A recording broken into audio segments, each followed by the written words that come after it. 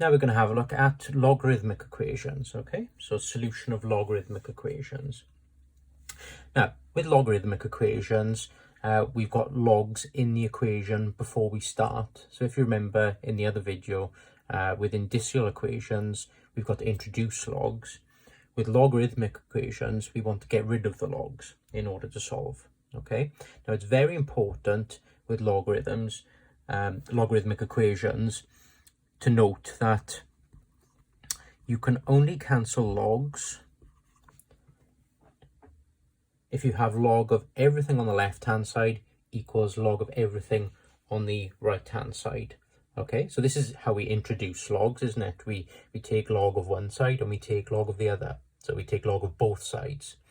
So if we take logs in that way, it's only fair that is the only way that we can take away the logs.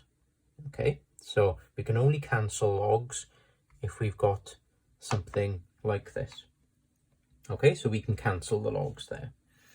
If we had, for example, something like this, so I'm just using x's, y's and z's here to represent some terms. If we had something like this, we couldn't cancel logs. Okay, so it's not like normal maths in that, you know, if you've got an x and everything, you can divide by x. Okay, as I said, we introduce logs by taking logs of both sides. So it's the only way that we can get rid of logs is if we've got log of everything on one side equals log of everything on the other. Now, how can we get this now so that we've got log of everything on one side equals log of everything on the other? Well, of course, thinking back to the laws of logs, if you remember the first law of logs, where we've got log of A plus log of B, we can rewrite this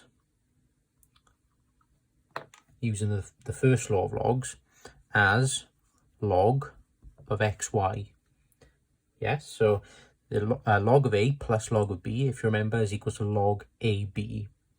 So remember before with indicial equations in the other video, we were splitting up things like this to look something like this. Here we're going in the other direction, we're combining logs instead.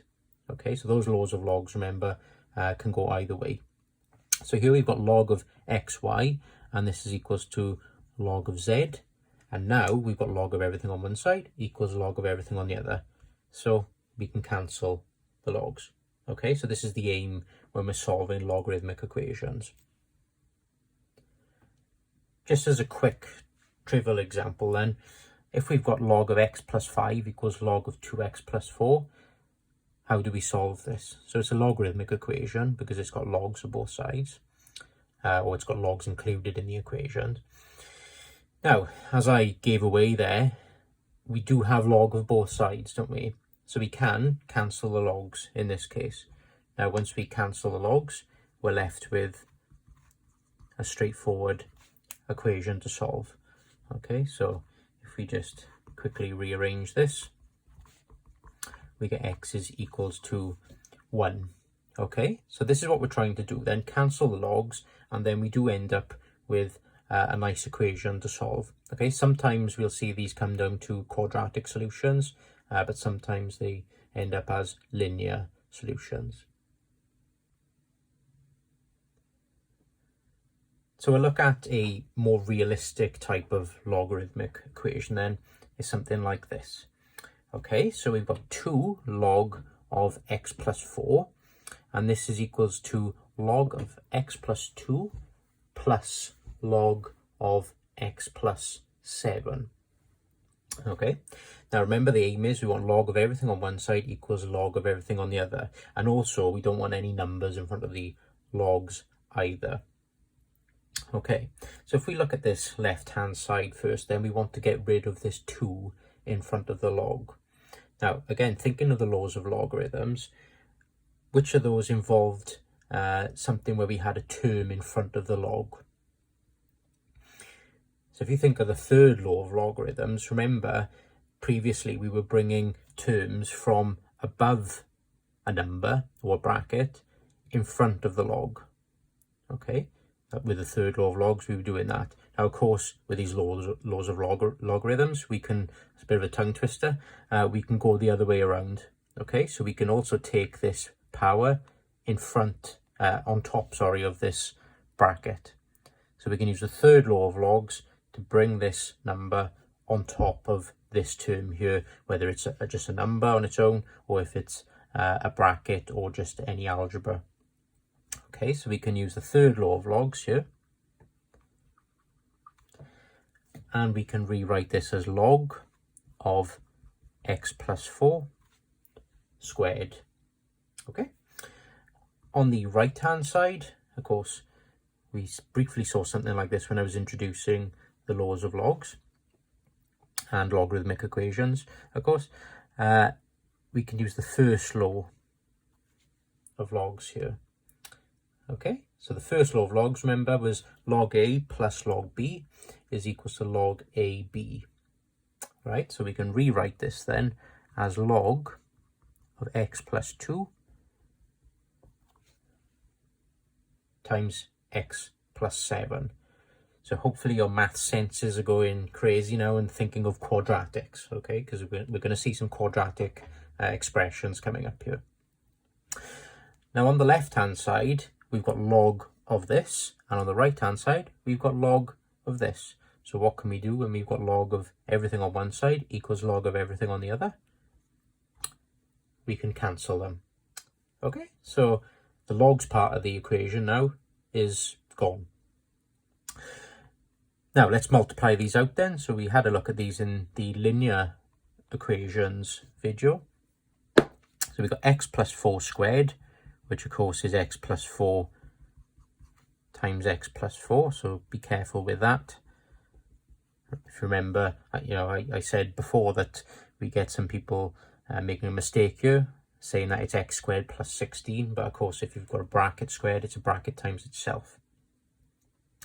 So to save a bit of space here, I'm going to go straight for these quadratics straight off. So we've got x squared plus 8x plus 16 is equals to x squared plus 9x plus 14. Okay, so remember x squared plus 4x plus 4x gives you the 8x plus 16. And x squared plus 7x plus 2x gives you the 9x. 2 times 7 gives you 14. Right, so what have we got here now? We've got an x squared on both sides, so we can cancel them. Of course, maybe you can see now that if they didn't cancel, we would then have to solve a quadratic, which we'll have a look at later. So we're ending up with then 8x plus 16 is equals to 9x plus 14. X is on one side, numbers on the other. And we get a nice answer of x is equals to 2. Okay, so we've solved that logarithmic equation by using the laws of logs in order to get log of everything on one side equals log of everything on the other, and then we can cancel them. Okay, so from there onwards, it's just solution of a linear equation and potentially sometimes a quadratic equation. Next example then of a logarithmic equation. So again, we want to get rid of the logs. So fairly similar to the last one, but we'll see this gets a bit more complicated later on. So using the third law on this side and first law on the right hand side, we end up with log of 2x plus 1 squared is equals to log of x plus 4 times x plus 3. So using the laws of logs, we've made this look a bit different. And of course now logs can cancel because we've got log of everything on one side equals log of everything on the other. And now we want to multiply these brackets out. So we've got 2x plus 1 times 2x plus 1. And on the right, we've got x plus 4 times x plus 3. So if we multiply these quadratics out on both sides, then we end up with 4x squared plus 4x plus 1 on the left hand side. So I've skipped a step slightly, but I've just multiplied this set of brackets out. And on the right, we've got x squared plus 7x plus 12. Right, so we've got now a quadratic on both sides. Remember now, when we're solving a quadratic, we want to get it into quadratic form. Okay, so if I take everything on the left-hand side, of course you could take it onto either side, but if we've got a 4x squared here, it's nice to remember if you've got a positive in front of that x squared. So bringing this over, we'll end up with 3x squared minus 3x minus 11 is equals to 0. Okay, so now we've got a quadratic to solve. And as if by magic, the quadratic formula pops up. So we've got x is equals to minus b plus or minus the square root of b squared minus 4ac over 2a. And of course, this relates to these numbers here. So got to be careful because we've got some negatives in there.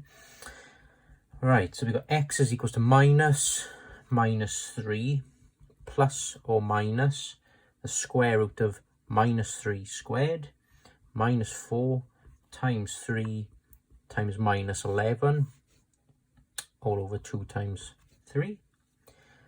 And that gives us x is equals to 3 plus or minus the square root of 9 plus 132. So you've got two negatives multiplied there, which gives us a positive, divided by 6.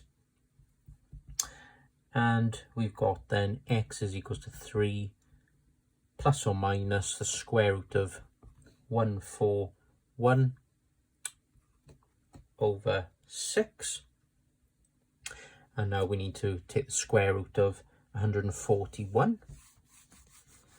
And the square root of 141 is equals to 11.87 divided by 6. And of course now we split this up into 2. So we've got 3 plus 11.87 over 6 and 3 minus 11.87 over 6. And this gives the two roots to the quadratic, and therefore the two solutions as x is equals to 2.48 and x is equals to minus 1.48. So I rushed through the quadratic formula a little bit there. If you're not too comfortable with that part, of course, go back to the quadratic formula video. Okay, so that's that logarithmic equation solved.